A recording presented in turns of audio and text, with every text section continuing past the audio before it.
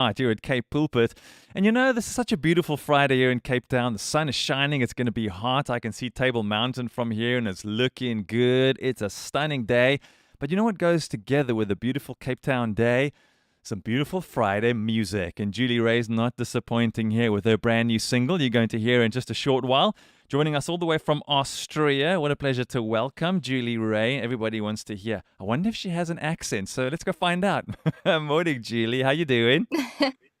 Good morning. I'm doing so good. Really looking forward to talk to you. Thank you for having me. So where about in Austria are you for all of our geography fans out there? It's Upper Austria. It's in the north. Yeah. Okay, so what's the weather like out there? I'm seeing you wearing a big coat at the moment there, so I'm guessing pretty chilly.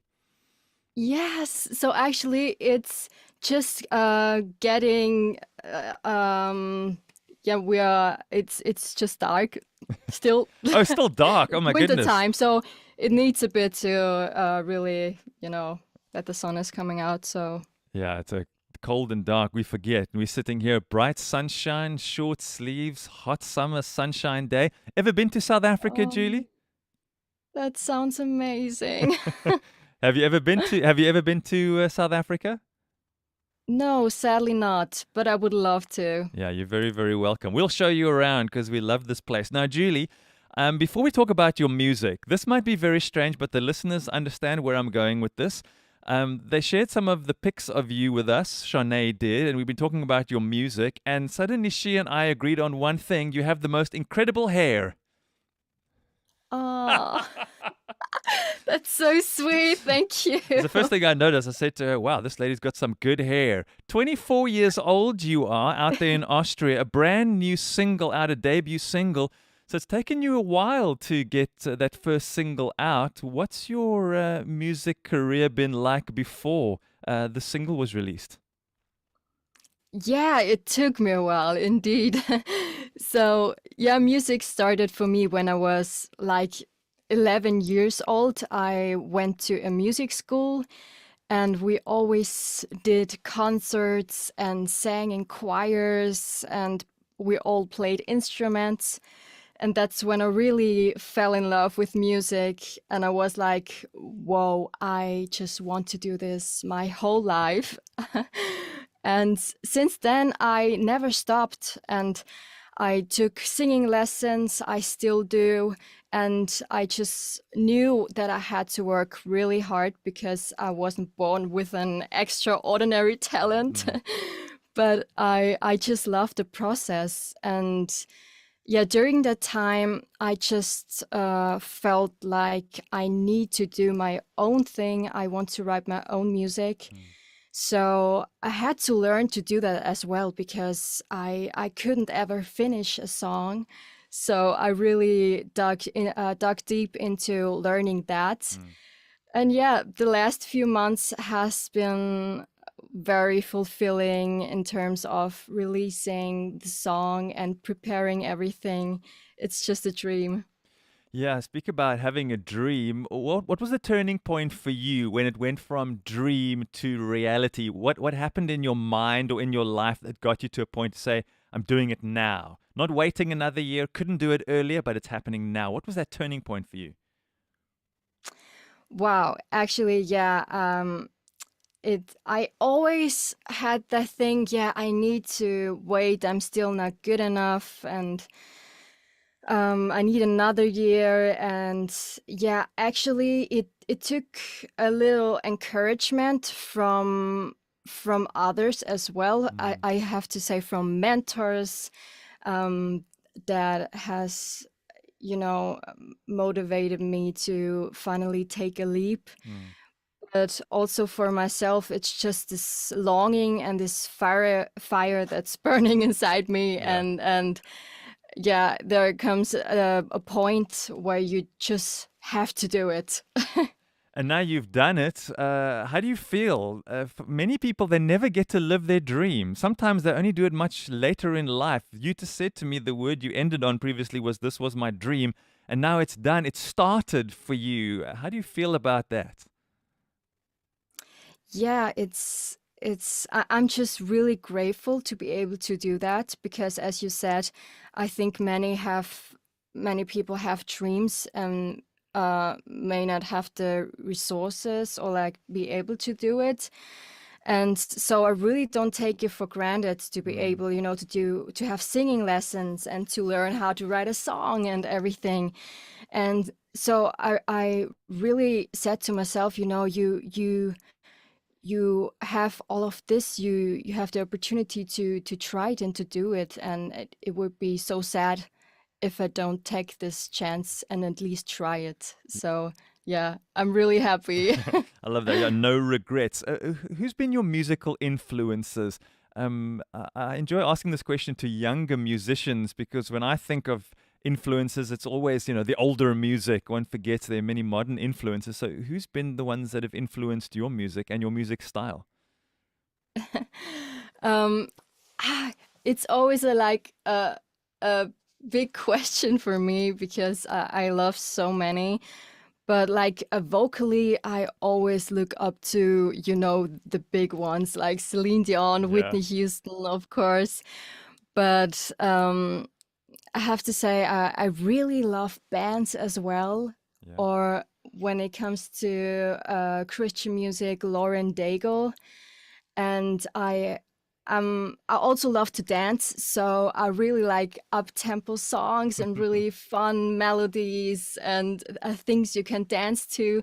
So I try to combine everything and to, have a great message, but still have a fun song.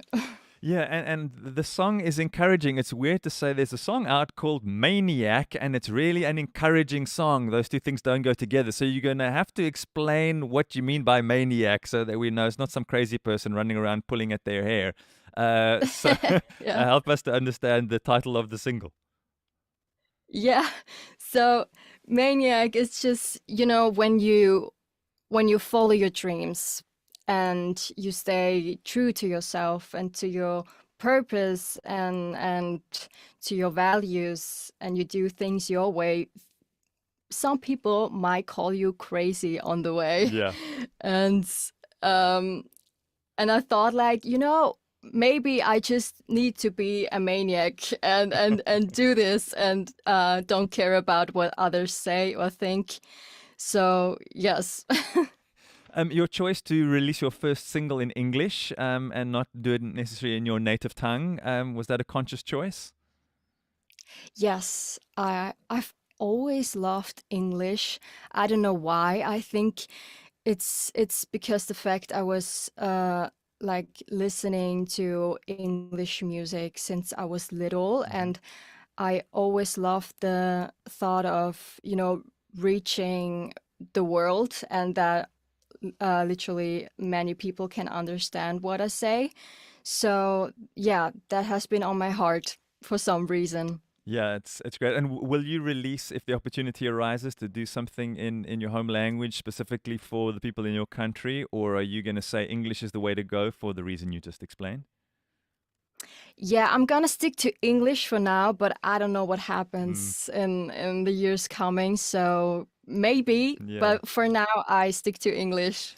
I'm curious about life in Europe. Not living there myself.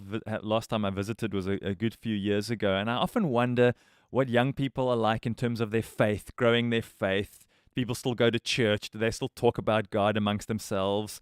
What's your experience been like in your country or the city and where you live and around you? How's the church doing in that area?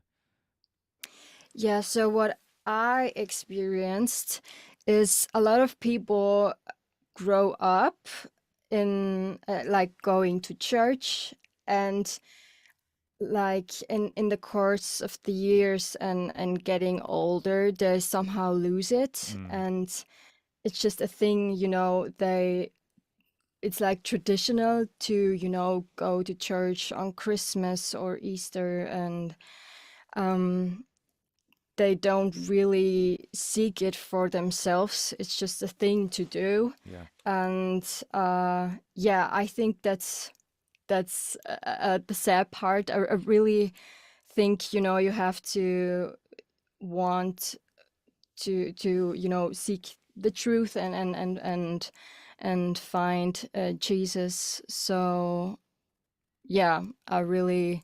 I also grew up, going to church, Mm. but I think that what's kept me going and strong in my faith is just the longing for myself that I want, to know the truth, and Yes. I just need it.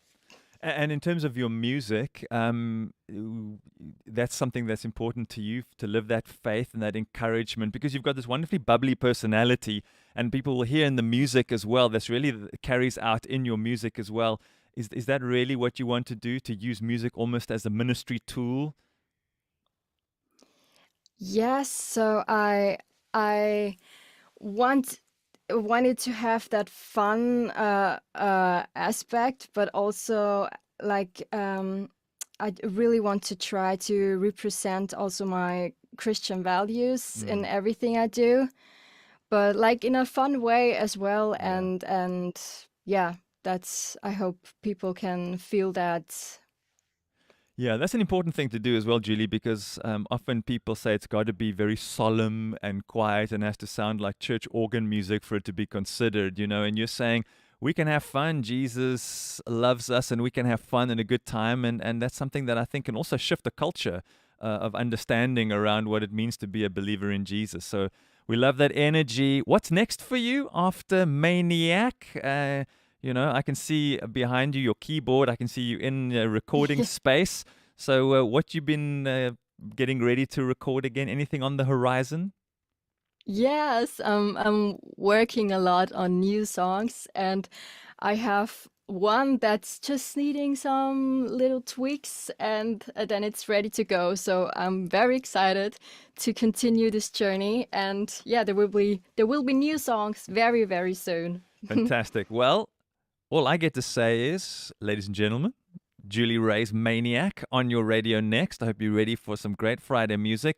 To you, Julie Ray, thanks for bringing your enthusiasm, your passion, your love for God and for music and your energy. Thanks for bringing it to Radio K Pulpit on this Friday morning. May you go from strength to strength. One more thing before we go. If anybody wants to follow you and see what you're up to and get your music, how can they do that? I'm mostly active on Instagram, so my name is Julie Ray Music there. And yeah, I'm also on YouTube. We did a really fun video shoot for Maniac as well, so it's cool if you check that out too. Yeah, don't miss it. Massive thanks to you, Julie. Go and have yourself a really great Thank Friday. you. Stay warm, Thank you for and having me. we'll be enjoying the Cape Town sunshine and thinking of you in cold northern Austria. Yeah. Thank you so much for having You're me. so welcome. Have a great weekend. Take care.